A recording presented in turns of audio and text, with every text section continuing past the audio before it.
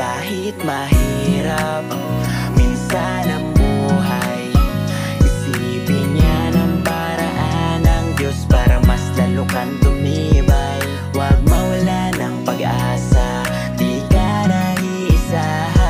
Madilim na ulap kanyang hahawiin, maririnig rin ang panalangin. Sa buhay man ay maraming pinagdaanan, ngunit di yan dahilan na maging malungkot ka dahil ako man ay naranasan din yan. Ngunit lahat kanyang naibsan, hindi mo magagawa yan ng mag-isa, dahil tayo ay may Diyos na lumikha. Minsa'y parang mabigat man ang dala, pasa'y parang hindi kaya, ngunit andyan siya na laging nakikinig.